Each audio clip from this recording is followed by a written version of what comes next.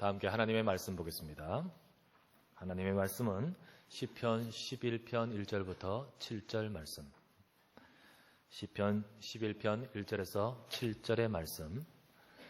우리 이 말씀을 다 같이 합독해서 같이 읽어보실까요? 함께 읽겠습니다.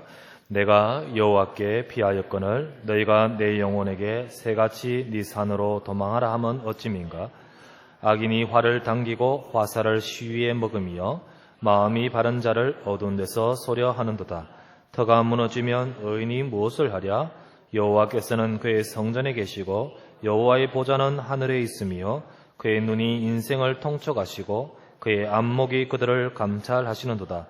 여호와는 의인을 감찰하시고 악인과 폭력을 좋아하는 자를 마음에 미워하시는도다. 악인에게 그물을 던지시리니 불과 유황과 태우는 바람이 그들의 잔에 소득이 되리로다. 여호와는 의로우사 의로운 일을 좋아하시나니 정직한 자는 그의 얼굴을 배우리로다. 아멘. 우리 좌우에 계신 분 서로 같이 인사 나누시면 좋겠습니다. 말씀으로 은혜와 응답 받으시길 바랍니다. 인사합시다. 다시 한번요. 보좌의 축복을 누리시기 바랍니다.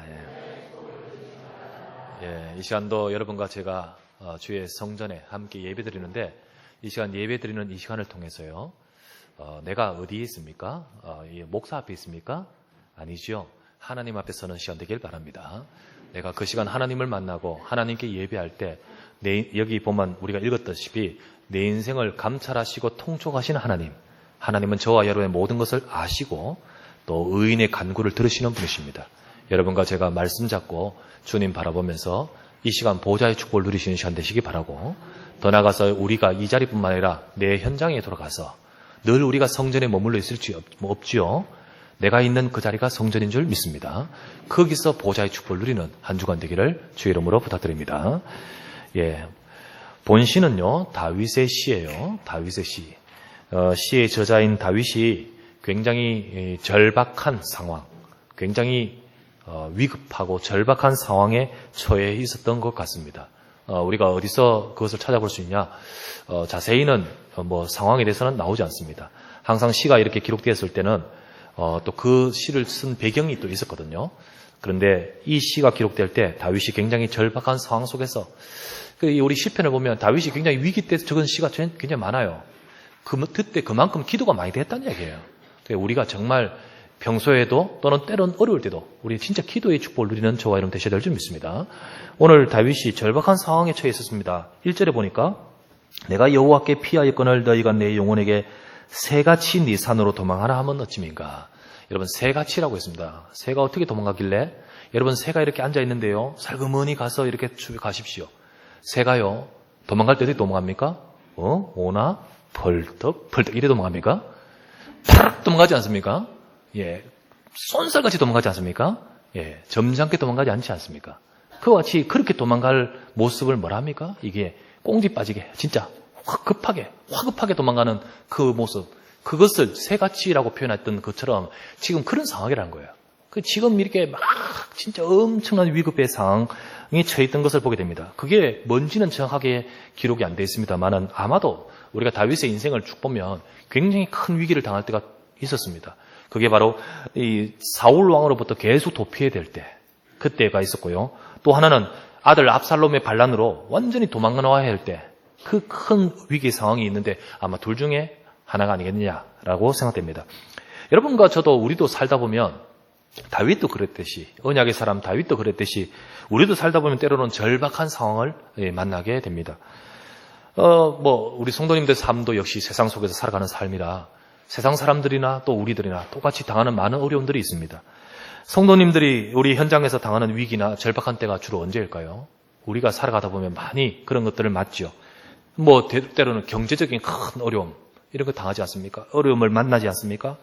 예를 들면 어떤 돈을 갚든지 어디 은행에 넣어야 되든지 하여튼 돈이 시한이 정해져 있을 때 이거 굉장히 힘들지 않습니까? 그러니까 그것 때문에 부도가 나기도 하고 그것 때문에 굉장히 어려움에 처하기도 하는 시한이 정해졌을 때 피 마르지 않겠습니까? 사실 그것 때문에 굉장히 큰 위기를 맞을 수도 있죠. 또 뿐만 아니라 이렇게 가만히 보면요 요즘 어려워요. 그래서 사업 경영이 하시는 우리 장로님들이나 우리 집사님들 우리 성도님들 어려운 것 같아요. 굉장히 어려워요. 그것을 우리가 뭐 통계 지표나 우리가 뉴스로나 우리 뭐 많이 느끼지 않습니까? 뿐만 아니라 현실적으로도 실제로 많이 어려우신 것 같습니다. 그럴 때 진짜 이렇게 많이 이 절박함을 그 현장 속에서 느끼지 않겠습니까?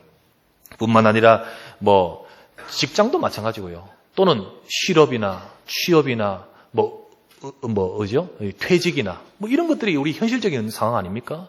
그러다가 때로는 이 경제적인 큰 사건이 이 가정의 뭐 상황이 터질 때요. 이런 상황들을 우리는 또 만나는 경우도 있지요. 뿐만 아니라 건강상의 문제는 또 더욱 큰 문제입니다. 이게 돈하고 또 다른 거죠. 전혀 자신은 절대 그럴 일 없을 것 같던 이 건강, 그게 어느 날 이 데미지가 왔어요. 건강에 큰 문제가 왔을 때, 그게 본인이나 혹은 가족들의 문제 왔을 때 얼마나 어렵습니까? 이 건강의 문제, 그것도 고치기 힘든 문제라면 더더욱 어렵고요. 그 고치기 어려운 문제 또 정신적인 어려움들, 이런 것들이 탁 했을 때는 온 가족이 또 힘들지요. 뿐만 아니라 이 가정의 문제, 우리 가정이 얼마나 우리 생애에 있어서 중요합니까? 이 생애에 있어서 우리 인생에 굉장히 중요한 부분을 차지하는 이 가정 속에 문제가 있다.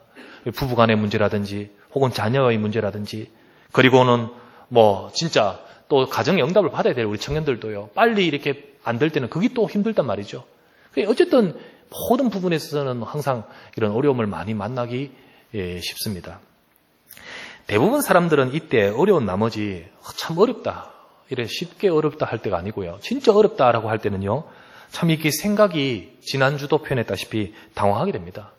그리고 당황하면서 이 여러 가지 생각을 우리가 평소에는 그렇지 않던 그분이, 또는 평소에는 그렇지 않던 그분이 그럴 경우에 이 판단과 선택을 틀리게 할 경우가 쉽다는 거죠. 우리 그런 말이지 않습니까? 물에 빠진 사람은 뭐도 잠다고요? 지푸라기도 잡듯이. 그렇게 이렇게 탁 될 수 있단 말이죠. 그때 그 순간에 하나님을 바라보고 믿음을 생각하기보다는 자꾸 인간적인 생각, 자꾸 이렇게 인위적인 그리고 인본적인 생각 속과 판단 속에서 그런 게 나오기 쉽죠. 사실 진짜 믿음이 좋은 사람, 그리고 정말 이 사람은 응답받을 사람들은요, 바로 그럴 때 드러나는 거예요. 두드러지는 거예요. 정말 그럴 때 그 모습이 비밀이 두드러집니다. 이런 위기 때 사람들의 말, 인간적 생각이 아니라 내가 하나님 앞에 서야겠구나. 내가 정말로 믿음을, 하나님을 바라보고 있구나. 하나님의 인도받는 것, 그게 중요한 거예요. 그것이 바로 응답의 길이라는 것을 저와 여러분 기억하셔야 되겠습니다.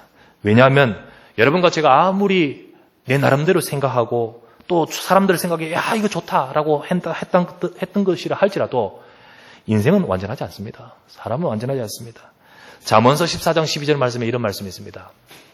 어떤 길은 사람이 보기에는 바르게 보이나 필경은 사망의 길이라, 이런 말이 있습니다. 어떤 길은 사람이 보기에 바르게 보이나 사실은 그거는 필경 사망의 길이라. 여러분, 여기는 가면 분명히 사망한다, 사망의 길을 알고 있는 사람은 누가 그 길을 가겠습니까? 갈 사람은 아무도 없죠. 하지만 사람들이요, 가게 되는 것은요, 그 순간 자기가 보기에는 바르게 보이기 때문에 가는 거 아니겠습니까? 그래서 사람들이요, 내 생각에는 그렇지 않기 때문에 거기에 가죠. 결국은 사망의 길이라고 했듯이 그렇게 어려움을 당할 수밖에 없습니다. 그래서 저와 여러분들은 순간순간 하나님의 인도받아야 될 줄 믿습니다. 순간순간 믿음 안에서 하나님의 인도받고 응답받는 저와 여러분 되셔야 돼요. 그래서 보좌의 축복을 누리라. 이것은요, 우리 위기 때뿐만 아니라 우리 모든 삶 가운데 하나님이 함께 하신 축복을 누려야 되겠습니다. 오늘 이 시간 이 말씀을 받으면서 여러분과 저 모두 순간순간, 위기 때뿐만 아니라 우리 순간순간 여러분과 제가 하나님의 인도를 받고 응답 속으로 들어가는 귀한 시간 되시기를 주의 이름으로 부탁드립니다. 그러면 첫 번째 생각할 것은, 여러분 첫 번째, 네 산으로 도망가라 하면 어찌민가? 1절에 나오죠. 여러분, 내 산으로 도망가라 하면 어찌민가? 오늘 시편 11편 1절 말씀에 보니까요, 다윗이 진짜 어려울 때 주변에서 자기에게 조언하는 말을 적고 있습니다. 그걸 시에 인용하고 있습니다. 이게 무엇입니까? 그게 시편 11편 1절에 내가 여호와께 피하였거늘 너희가 내 영혼에게 새같이 네 산으로 도망하라 하면 어찌민가? 라고 말하고 있습니다. 네 산으로 도망가라. 이 말이 뭡니까? 이 말을 했던 사람들은 아마도 다윗 주변에 있는 사람들이고 또 그를 아끼는 사람들이 했는 말 아니겠습니까? 조언한다 치고 아끼는 말들을 아끼면서 했는 말일 것입니다. 그런데 그 마음은 그렇다 할지라도 이 내용 자체는요, 네 산으로 도망하라. 이것은요, 사실 완전히 인간적인 것만 갖고 말한 것이란 거예요. 이 다윗은 지금 그 절박한 상황 속에서 내가 여호와께 피하였거늘 너희는 나더러 네 산으로 도망가라 하면 어찌민가라는 말이죠. 다윗은 하나님을 바라보고 있는데 주변 사람들이 말합니다. 그거 갖고 되겠느냐는 거죠. 지금 그것 가지고 되겠느냐라고 하면서 다른 조언을 합니다. 네 산으로 도망가라. 여러분, 내 산이 뭘까요? 과연 뭐 간단하게 말할 수는 없지만요. 저와 여러분들이 전부 다 정말 하나님이 함께 하시는 비밀을 바라보지 못하고 오히려 인간적인 대책, 인간적인 방법, 내 나름대로의 계획, 내 나름대로 정말로 모든 수단, 이런 것들을 가지고 하는 것을 말하지 않겠습니까? 이렇게 사람이 어려운 상황에 딱 처하면요, 나도 모르게 그런 게 나오는 거예요. 그리고 이거 어떡하지? 그러면서 헛된 대책과 잘못된 길들이 나오기도 되고 주어지기도 되고 또 거기에 귀가 솔깃하는 거예요. 전에는 절대 그런 것들은 나는 상관없는 것이지만요, 어렵다 보니까 귀가 솔깃해가 그럴까? 드는 거 있죠. 전에는 절대로 부도덕한 그런 것들은 안 했는데 딱 어렵다 보니까 이렇게라도 해볼까? 라는 생각이 드는 거예요. 그렇습니다. 그래서 진짜 여기에 이 말이 네 산으로 도망가라 라고 말합니다. 우리가요, 주변 사람에 의해서든지 아니면 내 생각 속에서 자꾸 이런 것들이 들어져요. 나오는 거예요. 자, 왜 이렇게 틀린 생각을 이렇게 하게 됩니까? 그것은요, 그 순간 믿음의 기초가 흔들리기 때문이에요. 믿음의 기초가 흔들리기 때문에. 그래서 그 순간에요, 여러 가지 염려가 생기고 불신앙이 생기면서 내 생각 자체에 몰입하게 되는 겁니다. 여러분, 이때 지난주는 사자 이야기했죠. 버팔로 이야기하면서 사자 이야기하면서요. 그때 이렇게 했는데 그때 지난주도 비슷하게 이어지는 말씀인데 사단이 가만두지 않는다고 했지 않습니까? 오늘도 역시 마찬가지입니다. 2절 말씀을 한번 보실까요? 2절 말씀이 이렇게 되어 있습니다. 악인이 활을 당기고 화살을 시위에 먹임이요 마음이 바른 자를 어두운 데서 소려하는도다. 이렇게 말하고 있습니다. 악인이라 하면 다윗의 대적인데 1차적으로는 다윗의 진짜 지금 대적을 말하겠지만은요. 또한 저와 여러분들이 지금 어쨌든 의인된 하나님의 백성이 넘어뜨리려고 역사하고 있는 악인을 말하고 있습니다. 자, 이 악인은 누구를 말할까요? 그리고 화살을 쏜다 했는데요. 하나님 백성들을 향해 늘 화살을 쏘는 자가 있습니다. 그게 누굽니까? 성경에 뭐라고 되어 있죠? 에베소서 6장에 보면 이렇게 나오죠. 우리는 뭘 입어야 된다고요? 하나님의 전신갑주를 입어라. 왜요? 우리 구원의 투구, 성령의 검, 의의 방패, 의의 흉배, 믿음의 방패. 그러면서 에베소서 6장 16절에 뭐라고 되어 있습니까? 너희는 믿음의 방패를 가져라. 그래서 악한 자의 화전을 소멸하고. 여기서 이 악한 자란 말은요, 저 나쁜 사람, 이게 아니죠. 우리의 씨름은, 우리의 싸움은 혈과 육에 대한 것이 아니요 하늘에 있는 악의 영들에 대함이라 했지 않습니까? 이 악한 자는 누구를 말합니까? 사단을 지칭하지요. 이 사단이 어떻게든 하나님의 백성들을 넘어뜨리려고 화전을 쏘아댄다. 화전이 뭡니까? 불화살 아닙니까? 쏘아대는 거예요. 진짜 화살이겠습니까? 아니죠. 우리를 향하여 끊임없이 공격하는 많은 것들을 포함하고 있는 단어죠. 오늘 여기도 보니까요, 다윗이 말합니다. 악인이 활을 당기고 화살을 시위에 먹임이요. 딱 먹이고 순간만 때가 되면요, 딱 쏘려고 시위를 당기고 있지요. 그리고 어두운 데서 어디서 날아오는지 확 날아오는 화살로 인해서 우리가 치명상을 입도록 만든다는 거죠. 여러분, 사단은 이처럼 우리가 어려울 때 생각을 통해 역사합니다. 이 화살이 진짜 화살이겠습니까? 아니죠. 우리를 속이고 우리를 넘어뜨리는 여러 가지 많은 이 생각을 통한 공격과 그런 거죠. 그래서 결국은 우리를 넘어뜨리려고 합니다. 그래서 우리는 진짜 평소에도 마찬가지지만은 이런 절박할 때는 더욱더 우리가 잘 인도받아야 될 줄 믿습니다. 잘 판단하고 잘 선택해야 되는 거예요. 사람의 말, 사람의 조언이 뭐라 합니까? 생각 다 필요합니다만은 그때 뭐라 합니까? 내가 여호와께 피하였거늘 네가 산으로 도망가라 하면 어찌민가? 여기서 말하는 여러분과 제가요. 저기 가면 안전하겠다 싶은 세상적으로 생각하기에 산. 저기 가면 내가 성공하겠다 싶은 세상적으로 생각하는, 인간적으로 생각하는 그런 생각들. 아니란 거죠. 저와 여러분들 이 모든 인본적인 데서 나오는 것들이라면 우리는 잘 선택하고 잘 판단해야 될 것입니다. 성경에 보면 창세기 13장에 보면 롯이 나오죠. 롯이요. 아브라함하고 롯은 아브라함의 조카죠. 같이 거하고 있었습니다. 그런데 이게 가정에 여러 가지 또 어려운 점이 많아가지고요. 롯과 아브라함이 나뉘어지게 되었습니다. 그래서 나뉘어서 삼촌 되는 아브라함이 말합니다. 네가 먼저 선택해라. 선택하라. 이쪽으로 선택하면 내가 이쪽으로 갈 것이고 네가 저쪽으로 선택하면 내가 일로 가겠다. 그래서 이제 서로 나뉘려고 할 때 롯의 생각과 선택이 나오지 않습니까? 그때 롯은 어떡합니까? 눈을 들어서 쫙 바라보는데 어디를 바라보죠? 소돔이라는 곳. 여러분 소돔 고모라 알죠? 그 소돔이라는 곳을 봅니다. 소돔을 보면서 롯은 어떤 생각을 하고 있는지를 성경의 창세기 13장에 나와 있습니다. 롯이 소돔을 보니까 물도 넉넉하고 성읍이 잘 돼 있고 그래서 롯은 뭐라고 생각하면 여호와의 동산 같구나. 이 뭡니까? 너무 좋다는 거예요. 너무 좋다. 야, 저기 가면 잘 되겠다. 저기 가면 성공하겠다. 저것 가면 내가 제대로 되겠다. 이게 생각이죠. 그러면서 롯은 그쪽으로 향합니다. 여러분 알다시피 그 소돔으로 들어가요. 반대로 아브라함은 어떡합니까? 광야 들로 가지요. 갑니다. 근데 과연 소돔에 들어간 롯은 어떻게 됐습니까? 그의 기대와 다르게 소돔에 가서 결국 무너집니다. 무너져요. 어느 정도 무너집니까? 자기하고 상관없이 전쟁이 일어나 버렸어요. 그러니까 롯은 포로로 끌려가지 않습니까? 마침 아브라함이 가서 건져줍니다. 빠져나오게 돼요. 다행입니다만은 그 다음 또 어떻게 됩니까? 무엇보다 영적으로 무너집니다. 영적으로. 소돔의 그 죄악상에 완전히 동화돼 버리고요. 나중에는요. 이게 판단력이 흐려지는 가운데서요. 가정 자체가 다 무너져요. 그 후대가 무너져요. 나중에 어떡합니까? 재앙이 소돔 땅에 임했을 때 도망 나오지 않습니까? 도망 나오는데요. 어떡합니까? 그 가족, 아내와 사위들이 다 거기서 멸망하고요.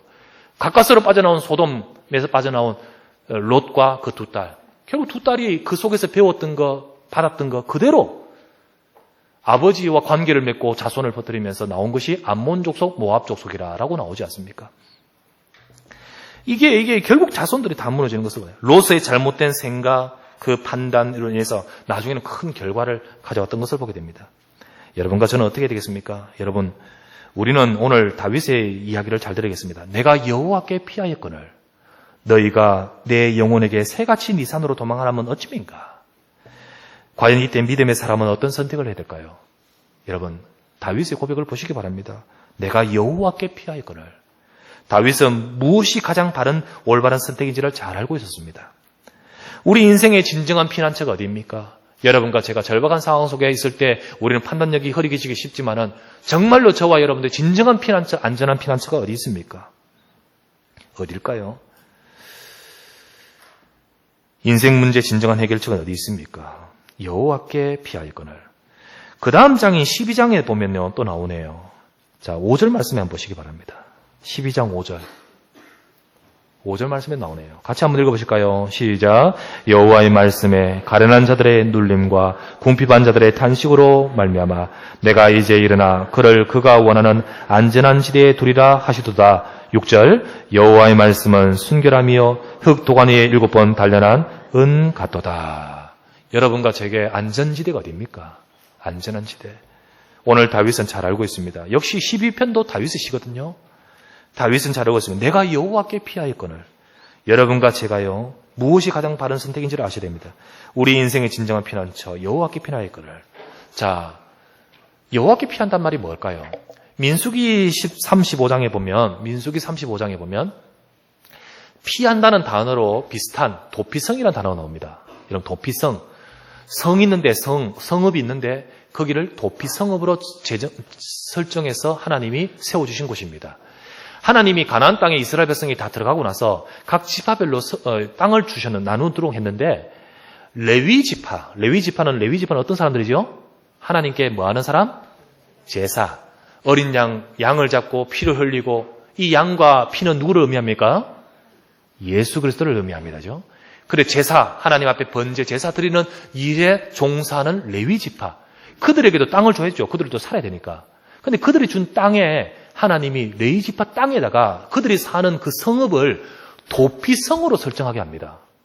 그러면 그 도피성이 뭘 말하냐면 이스라엘 백성들이 큰 어떤 부지 중에 문제를 당했을 때 빨리 그곳으로 피하면 화를 면하게 만드는 거예요. 화를 면하게 만드는 거예요. 그래서 전국의 곳곳에 딱 두어서 어딘지 거기서로 도망갈 수 있도록 어떤 큰 그 2차 부차적인 문제 속에 휩싸이지 않도록 빨리 그곳으로 피할 수 있도록 만들어준 것이 도피성입니다.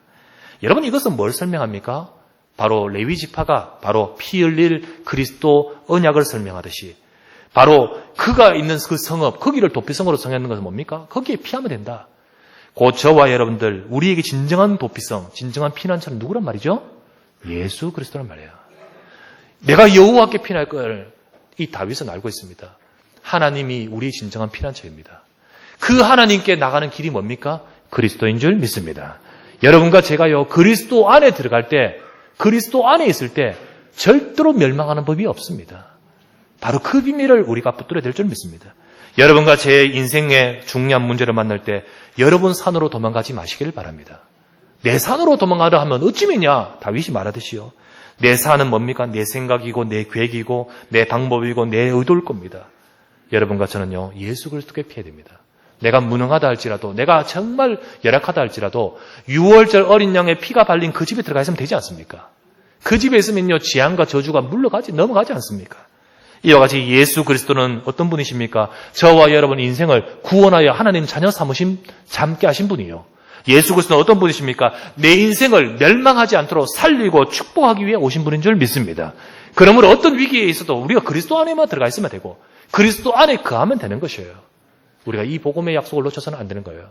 왜 유럽 교회가 멸망하고 왜 러시아와 저 많은 교회들이 교회는 다니고 있는데 왜 안 됩니까? 왜 멸망하는지 아십니까? 왜 나라가 무너지고 특별히 사회적으로 정신적으로 교회가 무너지는지 아십니까? 그리스도 안에 있지 않기 때문에요. 여러분과 제가요, 예수 그리스도의 언약을 붙드시기를 바랍니다. 자꾸 내 산으로 도망가기 때문에요. 얼마나 요즘 과학이 발달하고 여러 가지 인간적인 생각이 많이 나오고 너무너무 학문이 발달하고 이게 소위 말하면 이게 똑똑해진다는 거죠. 그러다 보니까요, 전에는 단순 무식하게 내가 여호와께 예수 그리스도께, 근데 요즘 안 되는 거예요. 자꾸 머리를 돌리면서요, 내 산으로 자꾸 도망가려고 해요. 여러분과 제가요, 정말로 하나님, 우리가 어리석은 것지만 절대 그렇지 않습니다. 고린도전서 1장 18절 말씀, 십자가의 도가 멸망하는 자들에게는 미련하게 보이지만 그렇지 않습니다. 구원을 얻는 저와 여러분에게는 하나님의 능력이 된 줄 믿습니다. 하나님의 능력 대신 그리스도의 언약을 잡고 저와 여러분들이 여호와는 나의 피난처이십니다. 그 안에 거하는, 그리스도 안에 거하는 저와 여러분 되시기를 바랍니다. 두 번째입니다. 두 번째. 그래도요, 여러분 예수 그리스도 믿지만은 그래도 어려움은 있잖아요. 맞지요? 예수 그리스도 믿지만은 그래도 오늘 다윗도 역시 그리스도의 언약 잡고 있는 다윗이지만은 절박한 상황을 만나잖아요. 그럴 때 어떻게 됩니까?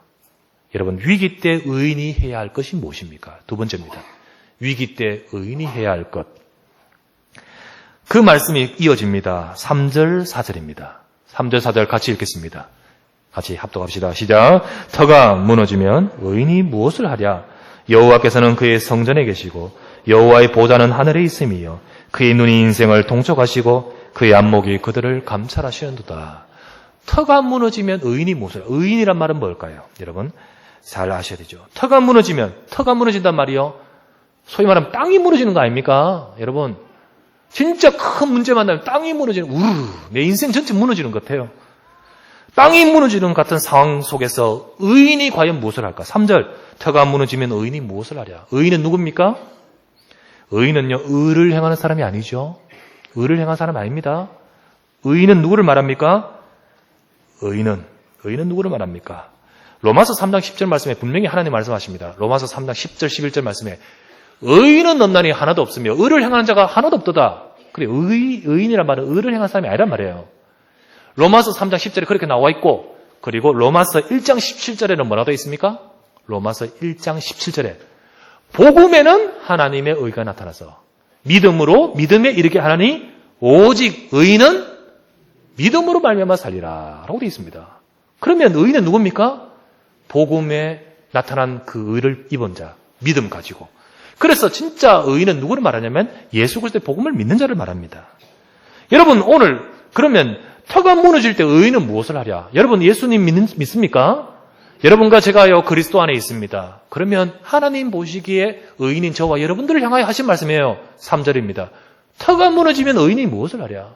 여러분과 제가요 진정한 문제 속에 있는 상황 속에 있을 때 의인은 무엇을 하랴?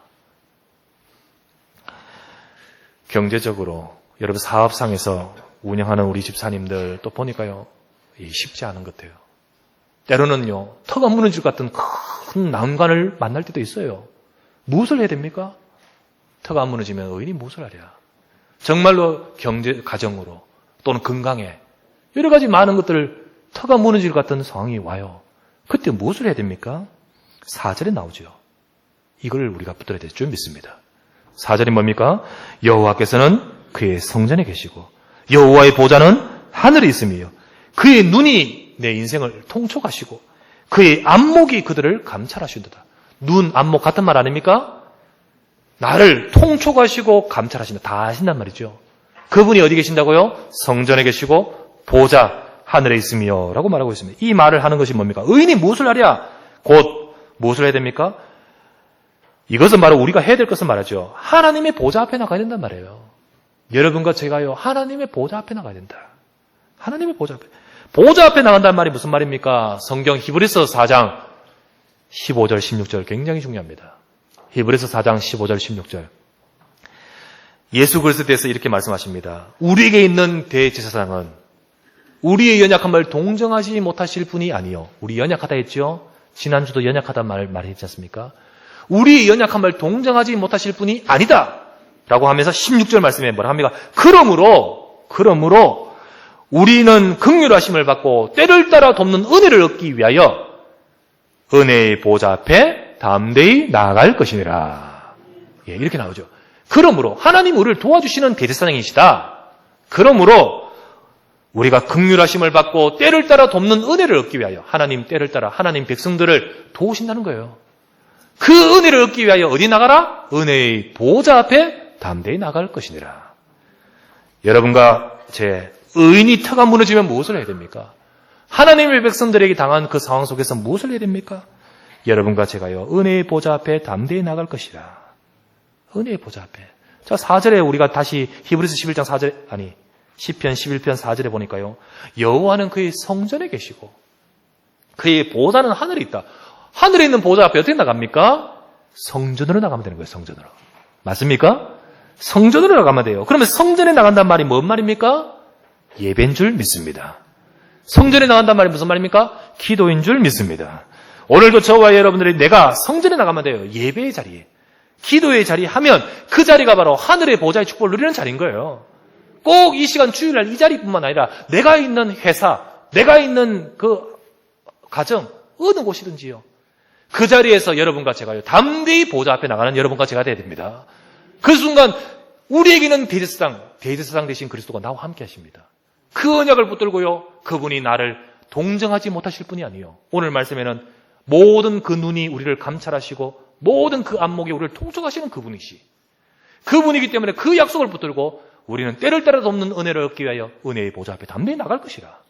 그 순간 내가 주의 이름 부르면 되는 거예요. 그 순간 내가 주의 이름 부르고 보좌 앞에 나가면 되는 겁니다. 여러분, 보좌의 축복을 누리시길 바랍니다. 내가 있는 그 자리에서 보좌의 축복. 우리가 그리스도를 믿는 자가 맞다면, 내 인생이 바로 영원한 피난처 되신 그리스도 안에 있는 자가 맞다면, 내가 도피성 속으로 들어간 백성이 맞다면 의인입니다. 언약의 백성입니다. 언약의 백성, 의인이 터가 무너지면 무엇을 해야 됩니까? 우리는 세상 방법으로 서서는 안 될 줄 믿습니다. 내 산으로 도망가면 안 되는 거죠. 세상 방법은 안 통하는 거예요. 여러분과 저는요, 그 순간 그리스도의 언약을 붙드시고 그 이름을 부르시기를 바랍니다. 주의 백성들이 부르짖고 주의 백성들이 주님 앞에 간구할 때 그 간구와 그 기도에 하나님이 응답하시는 거예요.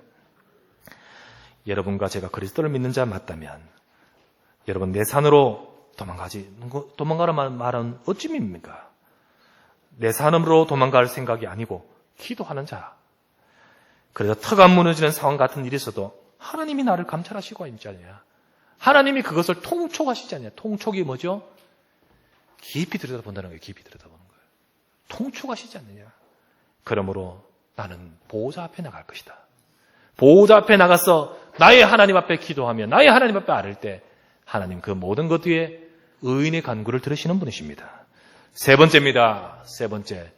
의인의 기도에 응답하시는 하나님이십니다. 의인의 기도에 응답하시는 하나님.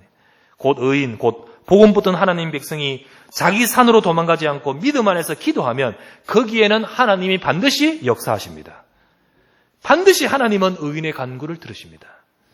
내가 생각하는 아무러한 상황을 반드시킬 하나님의 역사와 응답을 보게 될 줄 믿습니다. 5절에서 6절에 계속해서 이어집니다. 여호와는 의인을 감찰하시고 악인과 폭력을 좋아하는 자를 마음에 미워하신도다. 그래서 어떻게 합니까? 악인에게 거물을 던지시고요. 불과 유황과 태우는 바람이 그들의 잔에 소득이 될 것이다 라고 했습니다. 뭡니까? 하나님이 역사하신다는 거죠. 지금 다윗이 굉장히 절박함 속에, 위기 속에 있는데 하나님이 의인을 감찰하사 하나님이 역사하신다는 거죠. 역사하십니다. 이처럼 하나님은 잠잠히 계시는 분이 아니십니다. 하나님은 다 아신다 하셨고 다 보신다 하셨습니다. 그렇기 때문에 하나님은 역사하시고 계시는 분이십니다. 여러분과 제가 믿음 가진 의로운 자, 하나님의 백성으로서 하나님 앞에 기도할 때 하나님은 그 기도를 들으십니다. 들으셔요. 7절이 뭡니까? 같이 읽겠습니다. 합독합시다. 시작. 여호와는 의로우사 의로운 일을 좋아하시나니 정직한 자는 그의 얼굴을 배우리로다. 하나님은 복음 안에 있는 의로운 백성들을 좋아하십니다. 그런데 여러분과 제가요, 정말로 보호자를 바라보며 그 앞에 나오는 그 기도를 들으시고 기뻐하신다는 거예요. 그러면서 뭐라 합니까? 정직한 자는 그의 얼굴을 배우리로다. 그의 얼굴을 뵙는다. 이 무슨 말입니까? 하나님이 역사를 볼 것이란 말 아니겠습니까? 하나님이 역사하시는 것을 볼 것이란 말씀이에요. 곧 하나님이 내 인생 속에 역사하시는 증거를 우리에게 나타낼 것이라는 겁니다. 하나님은 의인의 기도에 응답하십니다. 여러분과 저의 기도를 들으십니다. 혹 터가 무너지는 상황이 있다 할지라도 그 순간에도 하나님은 우리 기도를 들으시는 줄 믿습니다. 그러므로 여러분과 저는 보호자의 비밀을 놓치지 마시길 바랍니다. 하나님이 역사하시는 비밀을 붙들고 기도하시기 바랍니다. 창세기 26장에 보면 이삭이 나오죠. 이 이삭도 큰 위기를 만났어요. 여기의 위기는 경제적 위기입니다. 이삭이 어떤 경제적 위기를 만났습니까? 창세기 26장 1절에 보니까요, 흉년이 들었어요. 엄청난 흉년이 들었어요. 그러다 보니까 이삭도 머리가 있잖아요. 판단하잖아요. 이게 안 되겠구나. 큰일 났구나. 그래서 판단으로 뭐 합니까? 안 되겠다. 대책. 애굽으로 내려가야겠다. 생각하지요? 애굽으로 내려가려고 생각합니다. 근데 애굽으로 내려가야겠다 생각할 때 하나님께서 이삭에게 말씀을 주셨습니다. 자, 그게 뭡니까? 창세기 26장 2절 4절을 보시겠습니다.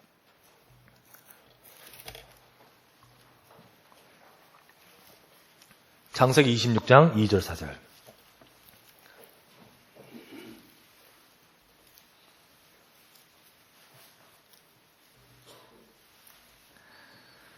(2절) (4절) 같이 읽겠습니다. 시작. 여호와께서 이삭에게 나타나 이르시되 애굽으로 내려가지 말고 내가 내게 지시한 땅에 거주하라.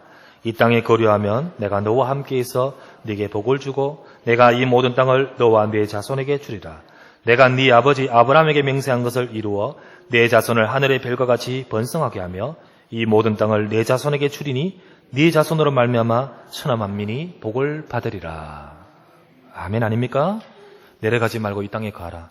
그러면 내가 네게 복을 주겠고 또 아버지 아브라함에 약속한 그것을 네게 이룰 것이고 네 자손도 복을 받아서 천하 만민이 복 받을 것이다. 그렇게 말하지 않습니까? 여러분과 제가 이 축복을 받기를 원합니다. 이삭이 잘했기 때문입니까? 아닙니다. 이삭도요, 수시로 연약해서 이런 생각도 들고요. 또요, 수시로 실수도 하고 합니다. 이삭 나중에 보면요, 이 불신앙해가지고요, 자기 아내 또 누이라 속이지 않습니까? 이거 딱 보면요, 부전, 자전이 딱 느껴져요. 아버지 아브라함도 그랬는데요. 그게 어디 갑니까죠? 또 아들 이삭도 똑같이 그러죠. 그런데도 하나님께서는 이삭을 그렇게 사랑하셔요. 여러분과 제가 잘해서가 아니라 하나님의 언약 속에 있는 저와 여러분들, 의인된 백성들을 주님은 좋아하시나니 여러분 저를 기뻐할 줄 믿습니다. 다윗을 기뻐하신 하나님은 다윗에게 역사하시고 그의 얼굴을 배우리로다. 하나님은 내가 부족해도 우리에게 역사하시게 되어 있습니다. 왜? 나는 그리스도 안에 있습니다. 나는 내 머리, 내 산으로 도망갈 능력 없습니다. 나는 여호와께 피합니다. 그런 자를 기뻐하시는 거예요. 여러분 말씀 붙드시기를 주의 이름으로 부탁드립니다. 제가 얼마나 부족합니까? 저 실수 엄청 많이 하잖아요. 수시로 막 하다가 실수하고 내려가면요 집사람이 와서 이런 말이에요. 요거 실수했습니다. 그런 말도 많아요. 사실 실수 참 많이 해요. 지난번에는 우리 세례 줄 때 세례 주다가 누구지? 그러지. 우리 유아 세례를 주다가 유아 세례 열심히 막 주다가 우리 연미진 사모가 너무 간절하게 기도하면서 세례 받으려고 우리 하민이 그러면서 머리를 깊숙하게 내밀고 나 착각해가지고 연미진 사모 머리 위에 답니까? 하다가 마침 박기영 집사님이 그때 눈치 안 챘으면 그거로 끝날 뻔했지. 다시 하민이한테. 제가요 얼마나 실수 많이 하는지요. 신학원에서 이렇게 또 선교사 훈련에서 강의할 때요. 수시로 다른 방에 들어가 버려요. 지난번에 한번 들어가가지고 기도 탁 하고 있는데 이미 강사가 와 있네. 탁 하고 눈 떠보니까 목사님 이 방 아닌데요. 그러니까 내가 또 나가가지고. 예, 실수 얼마나 많지. 저번에 한번 그랬다 하지 않습니까? 이제 그때 우리 여전사님 봤는데요. 막 급하게 이제 장례 가서 장례 예배 드린다고 하는데 신발을 짝짝이 신고 갔네. 구두를 짝짝이. 그래 가가지고요. 얼른 몰래 싹. 사실 이 실수투성이고 또는 말도 실수 있고 또 인격도 실수 있고 또 많지요. 그러나 저와 여러분들의 허물과 부족함이 많다 할지라도 내가 언약 속에 있는 그 자체를 좋아하시는 거예요. 그럴 때 거기는 가능성이 있는 거예요. 거기는 하나님의 능력이 있는 거예요. 여러분과 제가요 언약을 붙드시길 바랍니다. 하나님이 얼마만큼 이삭에게 복을 주신지 아십니까? 이삭을요 그렇게 이 땅에 거주하라라고 했을 때요 이 땅이 거기 거주합니다. 근데 거기에 이미 털을 꽉 잡고 자리 잡고 있는 아비멜렉 블레셋 왕이요 이삭을 계속 눈에 가시처럼 보는 거예요. 계속 괴롭히는 거예요. 계속 쫓아내고요. 나중에는요 얼마나 막 괴롭히는지요. 힘들지 않습니까? 그런데 이삭은 말씀 잡고 그냥 거주해요. 그런데 놀라운 일은요. 창세기 26장 28절. 뭡니까? 아비멜렉이 오지 않습니까? 이삭에게 옵니다. 와서 했는 말이 뭡니까? 이렇게 말하죠. 여호와께서 너와 함께 계심을 우리가 분명히 보았으므로. 여호와께서 너와 함께 계심을 우리가 분명히 보았으므로 라고 합니다. 봤다는 거죠. 여러분 조금 전에 시편 11편 7절 말씀에 그의 얼굴을 배우리로다. 의인의 간구한 속에 의인의 백성의 기도 속에 하나님은 그의 얼굴을 나타내실 줄 믿습니다.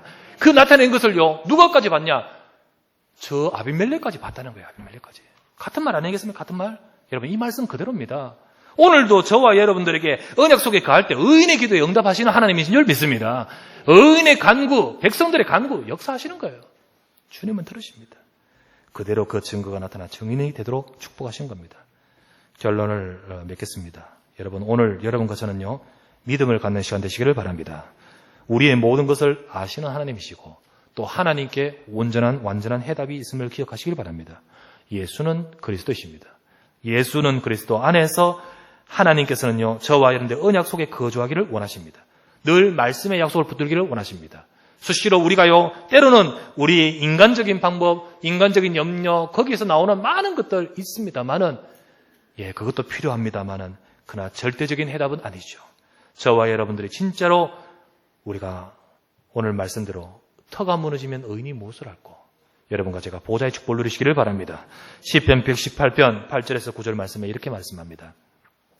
여호와께 피하는 것이 사람을 신뢰하는 것보다 낫고 여호와께 피하는 것이 고관들을 신뢰하는 것보다 낫다라고 되어 있습니다.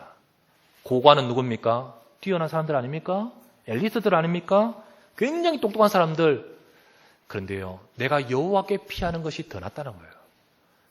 오늘도 저와 여러분들이요, 그리스도 안에 있는 것이 가장 지혜로운 것인 줄 믿습니다.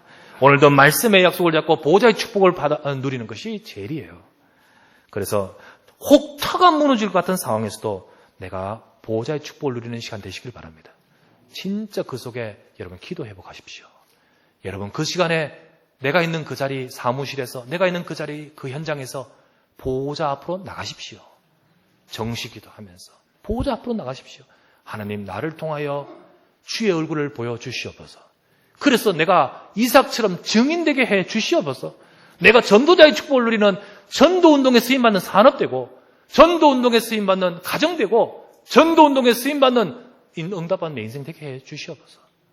하나님은 터가 무너질 것 같은 그 인생 결코 터를 무너뜨리지 않을 줄 믿습니다. 주는 그리스도시요 바요나 시므나 너를 반석까지 만들겠다. 오늘도 그리스도 안에 이 축복을 누리시기를 바랍니다. 그때 내가 보호자의 축복을 누리면 그 순간에 어떠합니까? 그때 성령이 역사하셔요. 보호자의 축복을 누리는 그 순간 어떤 일이 벌어집니까? 그때 천사가 동원돼요. 보호자의 축복을 누리는 그 순간 어떤 일이 벌어집니까? 흑암이 무너지는 줄 믿습니다. 그때 기적이 벌어지고 그때 하나님이 역사하신 거예요. 모든 터가 무너질 것 같은 상황은 변해서 반석 같은 우리 증인이 될 줄 믿습니다. 오늘도 연약하지만은 내가 이 자리에 서 있습니다. 연약하지만 내가 주님 앞에 서 있습니다. 내가 보좌의 축복을 누리기를 원합니다. 그렇게 하면서 하나님이 기뻐하신 의인의 축복을 누리는 우리 모든 사랑하는 주의 백성들과 그 가정 되시기를 주 예수 이름으로 축원합니다. 하나님이여 감사를 드립니다. 오늘도 주의 사랑하는 종들이 함께 이 시간 주 앞에 나와 예배합니다. 오늘도 이 시간에 우리를 아시고 우리를 통촉하시고 우리를 감찰하시며 우리 인생을 도우시는 하나님 앞에 나갑니다. 예수 그리스도 안에서 완전한 피난처에 우리 인생을 숨기사 주의 날개 그늘 아래 숨기시고 우리 인생을 힘을 주사 우리로 하여금 하나님의 뜻을 이룰 수 있는 인생으로 인도하실 줄 믿습니다. 오늘도 우리의 생각이 정말 하나님께 향하는 생각이 될 수 있게 하시고 우리의 기도가 보호자 앞에 나가서 하나님을 바라보는 기도가 되도록 축복하여 주시옵소서. 그래서 하나님이 역사하사 주의 얼굴을 뵙게 되는 정말 주께서 역사하시는 그 응답과 축복을 누리는 우리의 삶이 되기를 원합니다. 주의 사랑하는 백성들이 터가 무너질 것 같은 혹 상황과 문제를 때로는 만날 때도 있습니다. 하지만은 그 순간에도 우리에게는 비밀이 있습니다. 세상의 사람들은 자기 산으로 도망가야 될 상황이지만은 우리에게는 비밀이 있는 줄 믿습니다. 하나님 앞에 서게 하시고 하나님의 보좌를 바라보게 하시고 하나님을 향하여 나갈 때 주 예수께서 하나님께서 역사하신 축복이 우리에게 있을 줄 믿습니다. 오늘도 이 비밀을 누리는 현장에 서는 자 되기를 원합니다. 내가 있는 자리 그곳에서 진짜 이 언약을 잡고 하나님의 축복을 누리는 한 주간 되도록 인도하여 주시옵소서. 우리 구주 예수 그리스도의 이름으로 간절히 기도드리옵나이다. 아멘.